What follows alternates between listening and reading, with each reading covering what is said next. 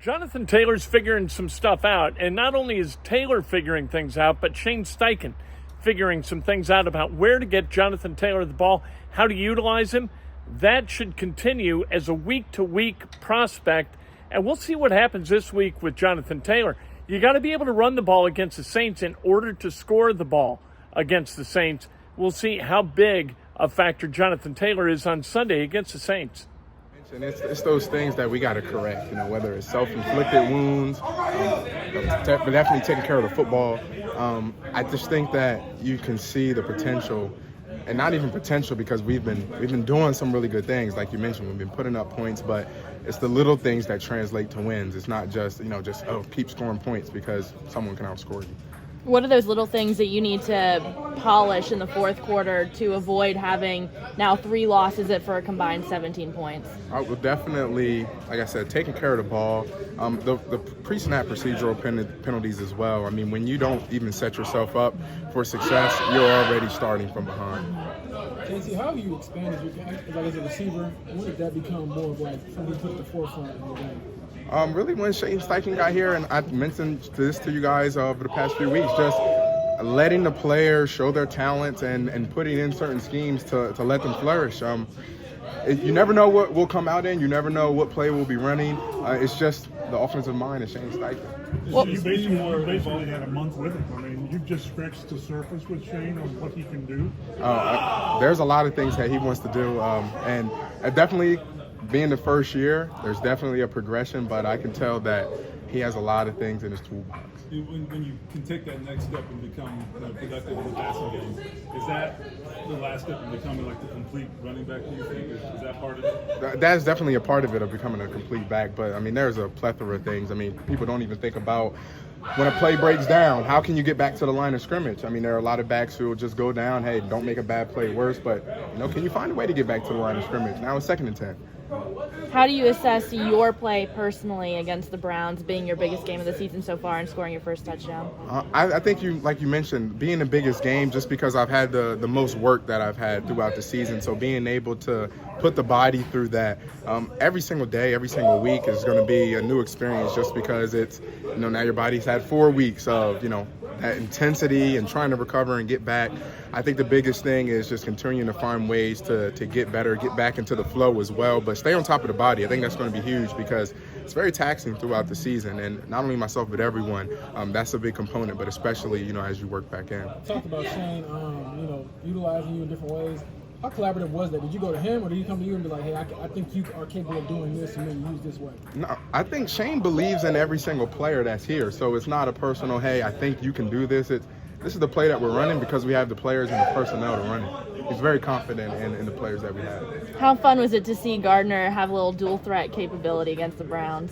I mean, you guys saw it. He just brings that type of energy. He brings that type of enthusiasm, that charisma. You guys can see it. He gets in the end zone, he starts shimmying. I mean, it just makes guys excited.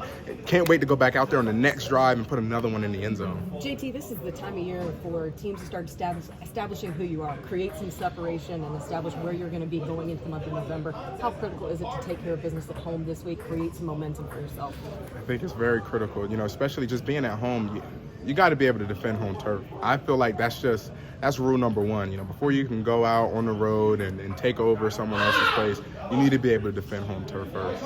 Jim Irsay said the NFL admitted that some of the calls at the end of the game were incorrect. What was your reaction when you heard that? I mean, you kind of get the benefit of the doubt, afterwards, but at the end of the day, as players, you got to find a way to eliminate the refs from the game, whether it's pre-snap penalties, whether it's penalties within the game, and of course you'll have some of those, but you just got to find a way to where whatever call that they make, it doesn't affect the outcome of the game because we've been playing so well. Do you agree that there should be replays on penalties within the final 2 minutes? I actually thought that there should just always be replays. I mean, we have the cameras, you have the technology. It may drag the game out, a couple times, but I mean, if we have the technology just to have a clean game and get all the correct calls, I mean, that's what we want. It's clean football. Jonathan, how would you say you've grown as a receiver since entering the NFL? Since entering the NFL, a lot. Just being able to dissect a bunch of different coverages now.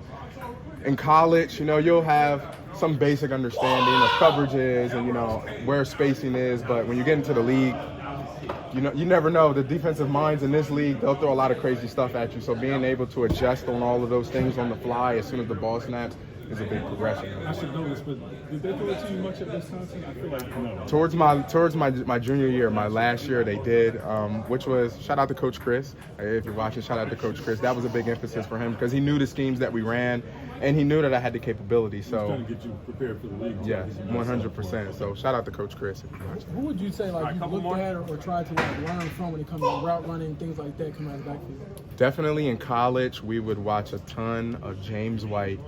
Just being an alumni and a guy who's done that at a high level for a long time, transitioning over into the league, definitely, funny enough, Kamara, of course McCaffrey, but those guys who have done that at a high level consistently, that's what you want. There are some guys that can do things at a high level, but you want someone that can do it at a high level consistently. So those are the people that I tend to look towards. It's a marquee matchup going against AK. How does that give you extra motivation to have a big game, knowing there's an equally great running back on the other side? Like you said, you always want to compete on the field, and I know he'll do whatever he can to make plays on the field for his team. I mean, it looks like for some reason he's not even trying. Just the way he runs, it looks effortless. So just being able to go and watch that in person is going to be awesome. Hopefully not too awesome because our defense is going to do a great job, but there's definitely much respect there. That's Jonathan Taylor, and he has got to play exceptionally well this weekend. 18 carries last week for him and Zach Moss. We'll see how that kind of evolves moving forward. I would expect Jonathan Taylor to get the ball more often in a variety of different ways. Alvin Kamara on the other side, we heard him talk about Kamara and the way he's utilized you talk about a variety of different ways. He is a Swiss Army knife offensively. Taylor kind of ebbing in that direction with the Colts. Shane Steichen figuring it out with Jonathan Taylor.